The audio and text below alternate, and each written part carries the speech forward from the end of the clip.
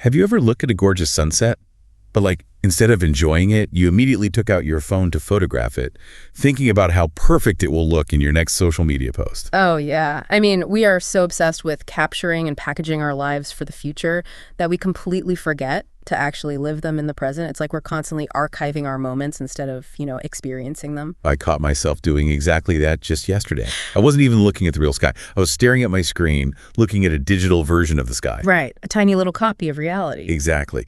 And that little moment of disconnect, well, that's the core of what we are exploring in today's deep dive. Welcome, everyone, to the Skillify English series. We are so glad you're here. Yeah, and for those of you who might be new, this is a cozy, story-based English learning experience. It's designed specifically for B2 comprehension. So your mission today is just to relax. Definitely. No dictionary fights today, please. Right, none of that. Just let the English wash over you like calm background music. Today, we're diving into the destination trap. We'll look at why we constantly chase the horizon and how to practice radical presence to find, peace in our ordinary days. It is such an important topic. It really is.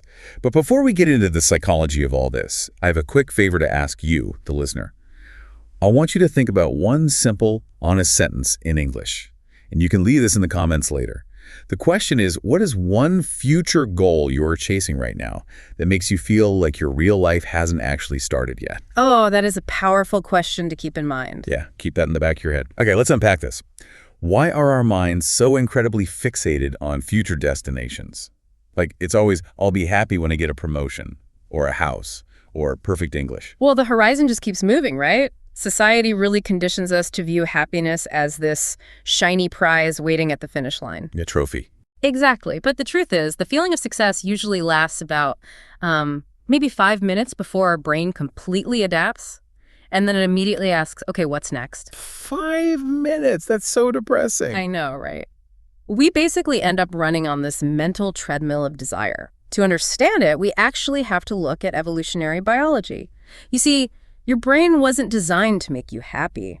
Wait, really? Yeah, it was designed to keep you alive. Think about it if a prehistoric human found a bush full of berries, ate until they were full, and then just sat back feeling perfectly content. They'd probably get eaten by a tiger or something. Exactly. Or they would starve the next week when the berries ran out. Evolution favored the humans who were anxious, dissatisfied, and constantly looking for the next resource. So being perfectly content basically meant you were a dead caveman. Precisely. We are biologically wired against radical presence. Our brains use dopamine to keep us moving. And here is a crazy trick that neuroscience has only recently understood. Dopamine is not actually the reward chemical. Really? Yeah. Because, I always thought dopamine was the thing that made you feel good when you won the race. That's a super common misconception. It's actually the molecule of anticipation. It's the chemical that motivates you to run the race in the first place. You get the biggest dopamine spike while you are chasing the goal, not when you achieve it. Oh, wow. So once you cross the finish line. The dopamine levels just drop off a cliff, and that creates what we call the hedonic treadmill. You run toward a desire, you get it, your baseline resets, and suddenly you need a bigger goal just to feel that same level of motivation again. So you're sweating and exhausting yourself, but never really moving forward in terms of actual contentment. There's this amazing analogy from our source material that paints this picture perfectly. Oh, the river analogy? Yes. So imagine we treat our present day like it's just a stepping stone to cross a rushing river. You're just stepping from rock to rock. And you're completely ignoring the environment around you. Right. You're surrounded by this incredible rushing water, the cool mist, the massive trees on the banks, but you literally don't notice any of it. Yeah. You're just staring at your wet shoes and the slippery rocks, thinking only about getting to the other side. Yeah, we treat today like it's a boring waiting room or, a dress rehearsal for the actual play. When the reality is, this messy Tuesday is the actual play. It is. And the danger here is that when you string enough of those waiting room days together, treating your days like leftovers, you end up living on autopilot. You wake up, work, scroll on your phone, sleep, and you do it all without any real awareness. You're moving through the day, but your heart isn't actually in it. But let me push back on this a little bit, because if I am standing on a slippery rock in a river, I kind of do need to get to the other side, right? Sure, absolutely. How do we break this stuck-in-the-mud pattern without losing our motivation entirely? especially when society or even things like language learning demand perfection. Well, what's fascinating here is how directly this applies to our listeners' journey with English. Many students say things like, I will only enjoy speaking English when I am 100% fluent. Oh, I hear that all the time. Right. But fluency is a direction. It is not a destination. Fixating on that perfect end goal just makes every single mistake feel like a massive failure. That reminds me of that story from our notes about the student, a corporate professional, I think. Yes, the one who is brilliant at her job. Right. She was so focused on sounding like impressive in board meetings that she would just completely freeze up. She was basically trying to build a perfect house in her mind before she was willing to lay a single brick out loud. Exactly. She had these complex, beautiful ideas. But because she was trapped in that destination mindset that she had to be flawless, she chose silence instead. And the irony is, by staying silent, her English wasn't perfect. It was just non-existent. Exactly. So to overcome this, we have to embrace what psychologists call present sentences. This just means saying what you can right now, using the words you currently have. I love that. Embracing the mess. Yes. Mistakes aren't failures. They are proof of learning. A messy, awkward conversation today is far better than a perfect, silent one that only happens in your head. So true. And this really connects to everyday life, too. Oh, definitely. If we connect this to the bigger picture, we realize that true peace doesn't require, $1 million or a tropical holiday. It's really about protecting the quiet joys in our daily routines. Okay, so let's get practical here. What are some concrete, simple steps we can take to stop chasing the horizon? Well, we can create what the sources call micro-peace using some daily mindfulness hacks. The very first one starts the moment you wake up. Okay, I'm listening. Drink your morning coffee or tea slowly. And here's the catch without touching your phone. Oh, man, that is so hard to do. It is. But when you wake up and immediately open your email or social media, you flood your brain with external demands. You're activating your brain's anxiety centers before your feet even touch the floor. That makes so much sense. I'll be making coffee, and in my head, I'm already fighting with a coworker about an email. Right. You've completely left the present moment. So by feeling the warm mug, noticing the smell, you bring your brain back to reality. Okay, what's the second hack? This one is about how we use our eyes. Sit by a window for 10 minutes just to look at the sky. Just the sky. Why specifically the sky? Because we spend all day looking at screens 2 feet from our faces. That narrow focus literally triggers a mild stress response. Looking at the sky engages your panoramic vision, which acts like a biological off switch for stress. Wow, so you're physically widening your perspective to calm your brain. I love that.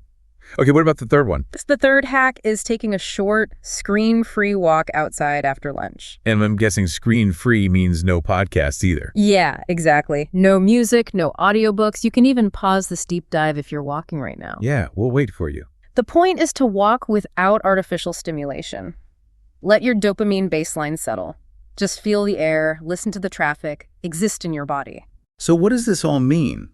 When we look at all these hacks together, the coffee, the window, the walk. It means that progress doesn't have to be loud to be real. Yeah. By stopping the chase for those big flashing future landmarks, you finally clear out the space to actually notice the treasures in the present. Exactly.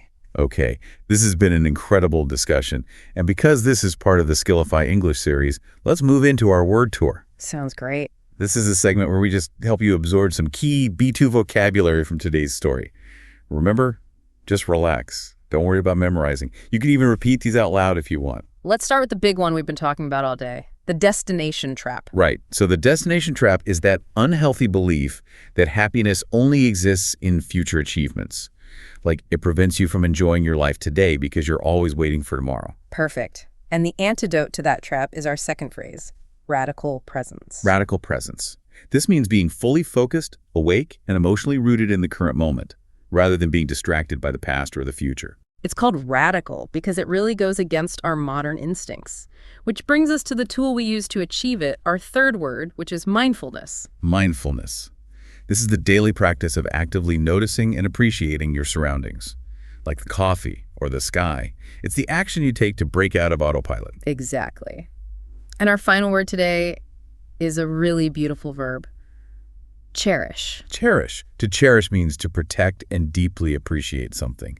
So we're talking about cherishing the small, quiet joys, that micro peace, that are already in your everyday life. You don't just tolerate the quiet moments, you cherish them. Beautifully said.